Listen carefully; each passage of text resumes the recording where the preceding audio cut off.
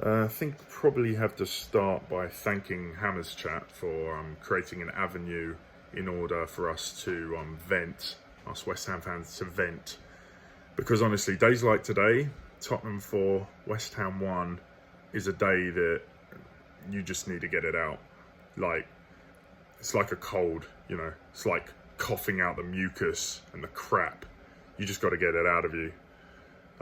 So I find it very therapeutic. I've recorded a couple of videos for like Facebook and whatever else, so I do. So thank you very much, Hammers Chat. Also hope you can't hear the noise from the kettle boiling, because what else can you do except but sit back and have a cup of tea. Getting on to the game, if I do this regularly, then I like to summarise really easily. So it will be a top 10 for me. I don't know if you want to call it Brandon's top 10, but it will just be a top 10 takeaways. And so I've written a few things down, and the first thing is I'm up at 4:30 in the morning to watch that crap here in Vancouver, in Canada. 4:30 in the morning. And I don't think I've felt like this bad since we lost 4-3 to Newcastle. So number 10, haven't felt that bad, and since the 4-3. This is more sadness, that was more anger, because we should have won that. But today is just absolute deflation, because we were always going to lose. Number 9, the first half was just classic West Ham at the moment. For the last 2 years, obviously under the manager who shall not be named, and now, we've just played terrible football, and somehow we found ourselves in the lead. It's incredible. The first half was horrific. Anybody that tells you different, I don't know what you're watching. So the first half was terrible, but somehow we went in drawing, and yeah, and we all knew what was going to happen after then. Number 8, that was actually proven, that opinion was proven in the fact that we gave Tottenham more corners than they've had in 21 years in the first half. 21 years we gave them 12 corners. So that's number 8. And this is in order, by the way. It just goes from bad to worse. And hopefully, with good games, it will go from great to better. Anyway, number 7, the setup again. Like, I can't believe we're still getting these setups. I know it's hard to change the team when you win, but at the end of the day, the first half was pretty poor against Ipswich. Like, Souček, we love him, and he's actually having a decent season, but I still don't understand why we can't have, number 1, Alvarez starting over Rodriguez. I don't care about the international nonsense. You can't have Alvarez on the bench. He's too good. You've got to start him. And then why can't we see Somerville on the left, Kudus in the 10, Bowen on the right, and then, okay, if you want to put Antonio up top, fine, I'll forgive it. But Ings has scored, and I think that might be one of my other points, which I'll get to, but he's not getting a game. And so Antonio starting again is just a bit like, ugh. And he's too isolated anyway. So the setup, again, number 7, just bad. I've already mentioned it. Number 6, Alvarez can't be playing. He can't be starting on the bench. He has to be playing football. I don't care how far he's travelled or whatever else. If he's on the bench, then he's good enough to play. And if he's good enough to play, then he should be starting. End of discussion.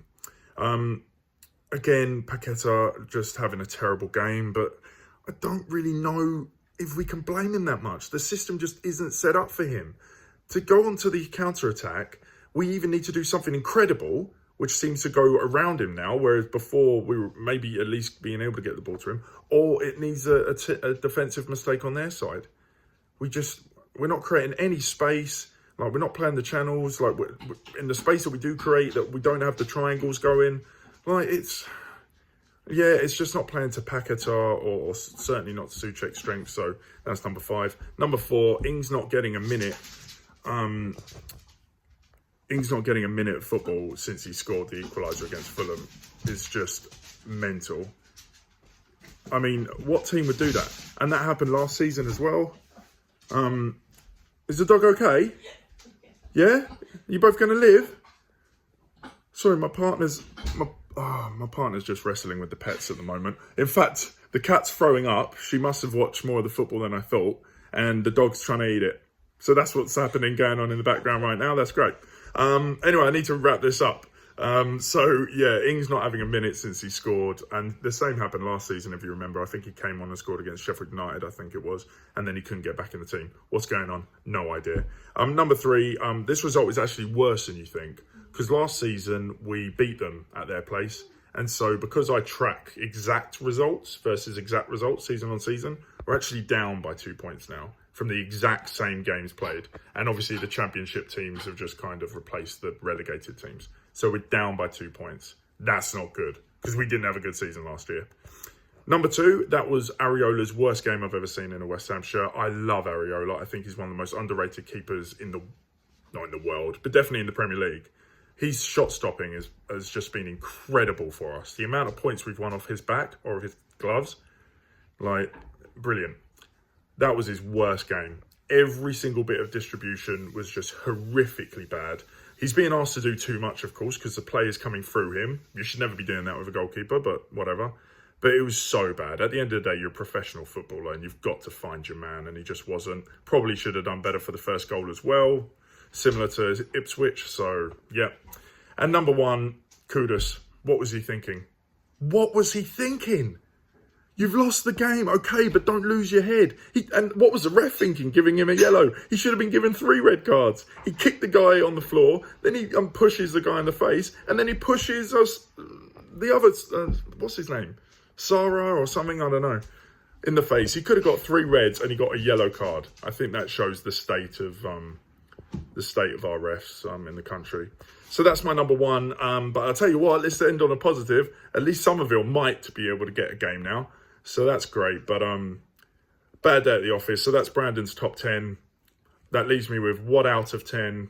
And today is a 0 out of 10. There were no redeeming qualities whatsoever. The goal was nice, but again, that doesn't excuse from just a horrific game of football. 0 out of 10, and hopefully, it can't get worse than that. So hopefully against Man United at home, it'll be better. Thank you so much for listening to my Brandon's Top 10 rant. I apologise. Come on, you irons, I guess.